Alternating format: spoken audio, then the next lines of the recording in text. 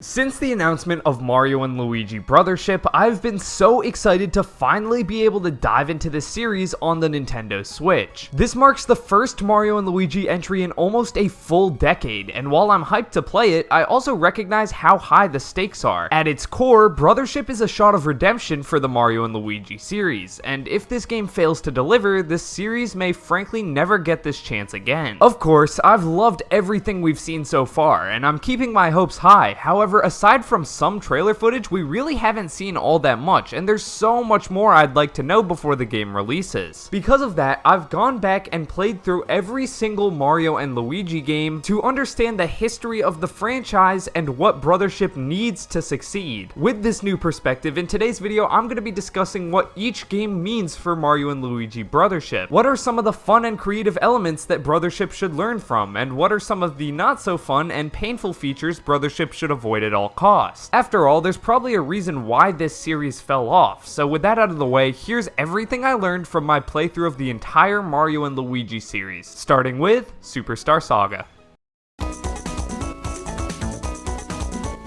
If you really want to understand what makes this series so special, Superstar Saga is the perfect place to start. Of all the Mario and Luigi games, it's probably the shortest one. However, just about every single second of this game is fun, and ultimately, that's what's most important. The game manages to still maintain a coherent and engaging story without feeling drawn out or redundant. I especially appreciated this when playing some of the later titles, which definitely did not achieve this. Of course, I'll go into more depth about this later, but when it comes to Brothership, the number one priority should be making a game that's consistently fun. That's probably the obvious part though, so let's answer the real question. What makes a Mario and Luigi game so fun? As I played through Superstar Saga, I began to wonder what it would be like to play this game back in 2003 when it released. It probably would have been a completely unforgettable experience. At the time, there was really no other game like this. This game is so creative, and I realized that the reason it's so fun is probably because the developers just had a lot of fun making it. Superstar Saga is not afraid to try new things. In fact, it's afraid of not trying new things. Fundamentally, it's a Mario RPG, but it also completely redefines what both a Mario game and an RPG are supposed to look like. Aside from a few key Mario characters, most of this game's cast is completely new. Instead of a bunch of toads, you have a village filled with bean people. This game introduces Cackletta, a completely new main villain, with Bowser not even remembering who he is for most of the game. The enemies and bosses are pretty bizarre. I especially love this sentient barrel of soda, equipped with his own sword and shield. Like I said, this is not your typical Mario game, and while it is an RPG with a lot of story elements, a level up system, equipable items, and more, it definitely deviates from a typical RPG as well. Superstar Saga offers a charming and compelling story through its fascinating world and characters, but what truly makes this game so unique and fun is its combat. The battle mechanics are the primary gameplay elements, and I really don't even know if there's a word to describe Superstar Saga's combat system. In a way, it's turn-based. You move, then your enemy moves, except no matter whose turn it is, there's always something for you to do. With correct timing, you can deal additional damage during your attacks, and even when it's not your turn, you can evade and punish enemy attacks. This sort of real-time yet still turn-based combat is something that really no other RPG managed to pull off before this. It makes you feel so much more connected to each fight, constantly keeping you on your toes, and even if you don't feel like defeating a bunch of enemies to level up, you can still win a challenging fight with just mere skill while being still underleveled. It's difficult to make a game that is as fun as Superstar Saga while also being as memorable, and if there's one thing I want Brothership to take away from this game, it's that if you want to make a game that really leaves an impression, you have to create a unique experience. We've waited 9 years for a new entry in this series, and I just don't want another generic Mario and Luigi game. I want a game that forms its own identity. It's pretty obvious the series could use a bit of a shakeup. I mean, they took 9 years to develop a new game, and while Brothership doesn't exactly need to reinvent the wheel, it would be a huge disappointment if it didn't at least try to make something original that can stand on its own. Before we reach the second game in this retrospective style video, if you're enjoying the content and want to see more videos about Mario and Luigi Brothership or just the Nintendo Switch in general, hitting the subscribe button seriously does help a lot. Not many of our viewers are actually subscribed. You might think you are, and you can help us reach 300,000 subscribers. Alright, thank you, let's move on. The next Mario and Luigi game I played through was Partners in Time, and this is kind of the forgotten game of the series. Admittedly, this game is weird, and I know I just went on a tangent about the importance of trying new things, but part of me wonders if this game bit off a bit more than it could chew. This game only had a few years of development, and was also one of the earliest titles for the DS. The DS introduced so many new gimmicks for a handheld console, but with all these gimmicks, nobody really knew what to do with them. This was especially true for early games like Partners in Time, as the developers originally didn't even have a DS on hand. All they knew was that the system had 2 screens and 4 face buttons, so they ended up creating this weird GBA Super Nintendo hybrid. This thing is cursed. You can definitely tell the DS's features were prioritized during development. You now have 4 different characters to control using the 4 face buttons, and there's also a lot of shenanigans going on with the dual screens, especially during combat. Having to control 4 characters at once definitely takes a while to get the hang of, but I also appreciate the increased level of difficulty. There's also attacks that will target you from a different screen, and even some sections where you control the babies on the top screen and the brothers on the bottom. This is certainly creative and can be cool, but I must admit the DS's features do feel a bit forced at times. There's one weird moment where you have to randomly use the stylus, and I'm pretty sure this is only here because the game was made without the stylus in mind, and then the developers realized, oh crap, we gotta use this thing. Again, I really feel like a lot of the shortcomings of Partners in Time come from its difficult development. It's kind of a miracle that this game even ended up as good as it did, because honestly, even though it's viewed as the black sheep of the Mario and Luigi series, I still like it. It's very different from Superstar Saga, especially through its story, which pretty much doesn't reference the events of the previous game at all. Just about the only returning original character is Fawful, and he can only interact with the babies. Funnily enough, he openly talks about how much he hates the Mario Bros somehow not making the connection. Honestly, the story is probably one of the easiest things to dislike about Partners in Time. Simply put, it's insane. As if Kgan inventing time travel wasn't bizarre enough, the plot also centers around an alien invasion, and these are 2 tropes I probably wouldn't expect to see in a Mario game, and it really feels like the kind of story a kid would absolutely love, but the older you get, the less it would hold up, like, at all. And yet, I still love it. With how ridiculous it is, this game is hilarious, and like, I'm playing a Mario game. I would rather have a story that's fun and engaging, albeit a bit unconventional and, you know, kind of random, than a story that's more coherent, but also mundane. What I also like about Partners in Time is that it maintains Superstar Saga's willingness to take risks, arguably even more so. It's not perfect, but it's still memorable. I also forget how much this game introduced to the series. I always thought Starlo was the first real companion, but nope, it's the Stuffwell, this weird talking briefcase guy. There's also several new combat mechanics, and this game's difficulty is a big step up from Superstar Saga. My main takeaway from playing this game is that I definitely do not want Brothership to feel rushed, because that's where Partners in Time falls short. Instead of just trying new things for the sake of it, Brothership really needs to make sure that each new element and gimmick they introduce has a purpose in the story and gameplay, and is actually fun rather than purely forced. That being said, they've had quite a long time to develop this new game, so failing to give it the time it deserves would be a massive oversight. I'm keeping my fingers crossed for a quality game this November.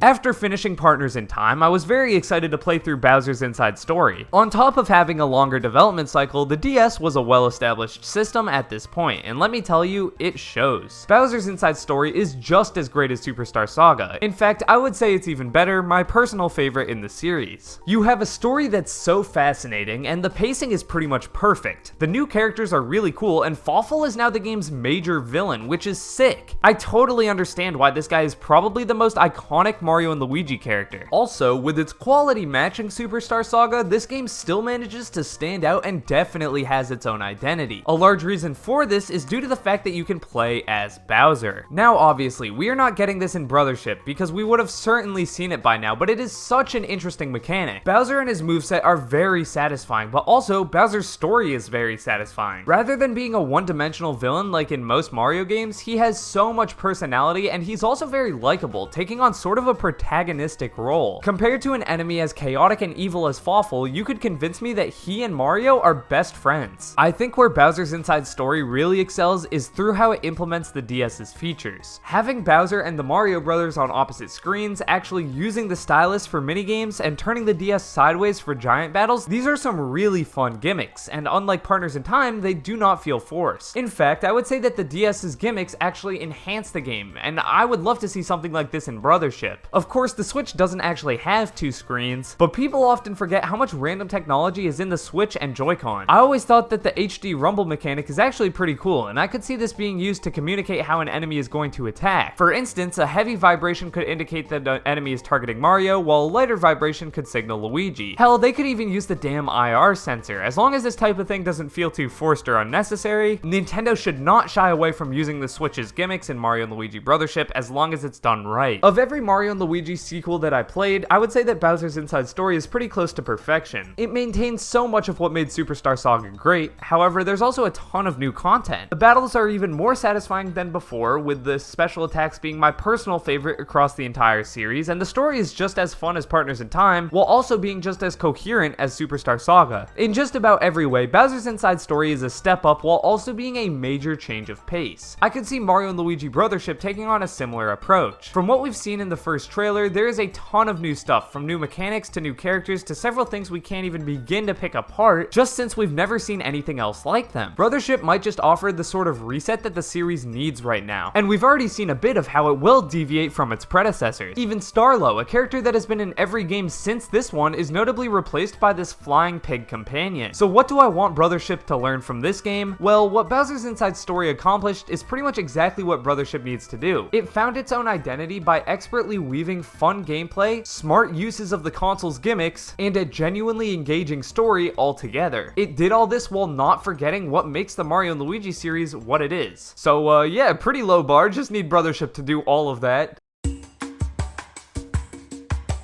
A lot of people will say that Dream Team is the peak of the Mario and Luigi series, and after playing through the whole game, I don't feel that way. Maybe I was just spoiled by having played through Bowser's Inside Story beforehand, but as I played through Dream Team, I started to realize just how long the game is. It's like double the length of any other Mario and Luigi game, and you might think all that extra time is there to help flesh out the story or maybe add a ton of interesting boss fights, but honestly, I think the main reason this game is so long is the amount of damn tutorials. It really feels like anything and everything is a tutorial, and as you might have guessed, this does not make the game any more fun, quite the contrary. I was trying to play through this game with a fresh lens, but that's kind of impossible when the game holds your hand and pretty much tells you how to do everything before it even happens. I actually think Dream Team could have overall the highest quality of any Mario and Luigi game. The story is pretty good, the music is great, and the battles are at their peak with an updated badge system and some incredibly satisfying attacks. There's even several returning fan favorite characters, a brand new hard mode which offers ton of challenge, and more. However, by the end of my playthrough, I was just kind of ready for the game to be over. The longer the game went on, the less I felt like the experience was my own, and that sucks because a lot of Dream Team is near flawless. Honestly, this is my biggest concern for Brothership, because when I look back at all the other Mario and Luigi games, Dream Team reminds me of it the most. Like Brothership, it's really the only other game since Superstar Saga with gameplay solely focused around Mario and Luigi, and a lot of the game's aesthetic looks pretty similar too, especially through its enemies and bosses. When I first saw this rabbit-like boss, it immediately reminded me of Phantasma. That being said, as much as I'm concerned about how much influence Brothership will take from Dream Team, I don't see why it can't be an improvement. Not only is it a completely new game, but it's also on a much more powerful console, and one of my own personal nitpicks with Dream Team has just always been the graphics. It kind of blurs the lines between 2D and 3D, and I don't really know what else a 3DS game is supposed to look like, but it also just felt a little bit unrecognizable. Brothership, on the other hand, is easily the best looking game in the series. This more animated style is just pretty much exactly what I always thought an HD Mario and Luigi game would look like, and when I saw the reveal trailer, this was the first indication that the game could be a major step up for the series. Given that, I don't see why we can't expect improvements in the other areas as well. Like, perhaps the reason Dream Team has so many tutorials is because Nintendo viewed the 3DS as a more kid-oriented system, and without the game holding your hand, it may be easy for kids to get lost. Nintendo's marketing for the Switch is very different, and I think there's a good chance that they trim the fat this time around. If they really want to make the game easier for kids, they should just offer an easier mode like the assist mode in Super Mario Odyssey, which doesn't ruin the experience for anyone else. There's no denying that Dream Team has done a lot to modernize the Mario and Luigi series, and there are a ton of things that this game introduced that a new game should still maintain. However, Dream Team still sometimes misses the mark, and in many aspects, I want Brothership to be more like the other Mario and Luigi titles. Brothership has a lot of potential, and I wouldn't even be making this video if I wasn't impressed by what we've seen so far. If Brothership wants to be the best game in the series, it will have to take the best ingredients from each game and find its perfect recipe. So if we could get a game with the pacing of Superstar Saga or Bowser's Inside Story, with the polished mechanics and new features of Dream Team, that is certainly an amazing start.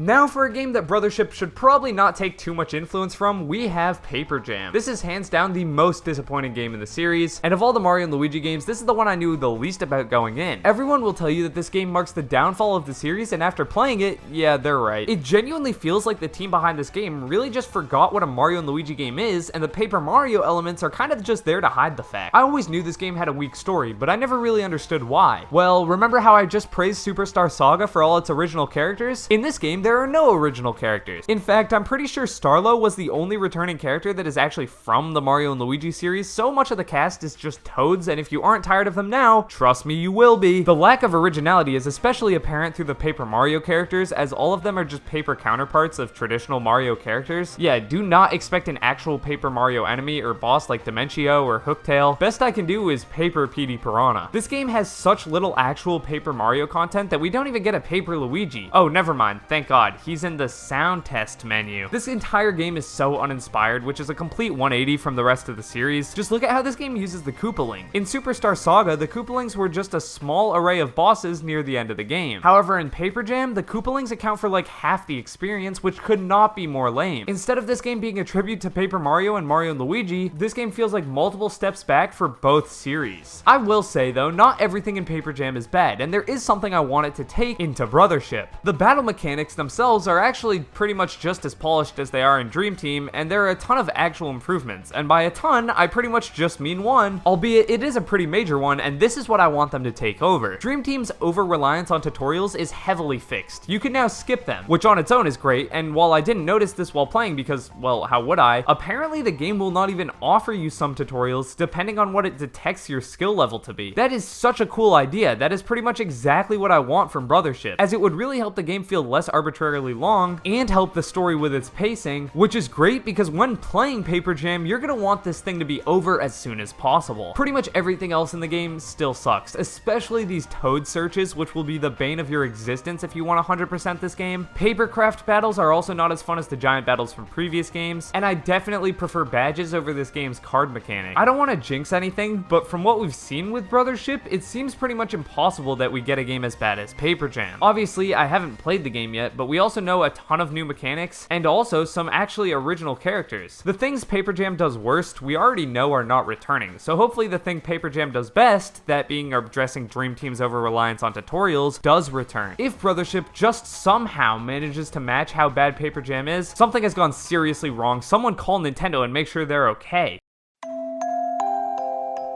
After playing through all these games, the best way I could describe how I feel is hopeful. Nintendo knows how to make a good Mario and Luigi game, as they've done it many times before. However, in a weird way, I'm also hopeful because they know how to make a bad Mario and Luigi game. Through their mistakes, they have a lot to learn from, and given a 9-year hiatus, they've had plenty of time to take notes. If I can learn so much just from playing through the series over a couple months, they certainly can too. Nintendo has had a lot of time to put in this game, they've already been able to address the tutorial problem, and we obviously know Brothership will be infinitely more inspired than Paper Jam, so while I'm obviously just excited to play through a new Mario and Luigi experience, I'm also excited because I think this might just be the best game we've gotten in the entire series. But with that out of the way, let me know down in the comments below how excited you are for Brothership's release. Also, while you're down there, let me know what your favorite Mario and Luigi game is. Personally, I lean more towards Bowser's Inside Story, but I'm curious as to what you guys think. If you want more Brothership content, be sure to check out this video talking about everything you missed from the original reveal trailer, because there's actually quite a lot of hidden details there. Anyway, I'm Thomas from the Switch Stop, signing off. Peace.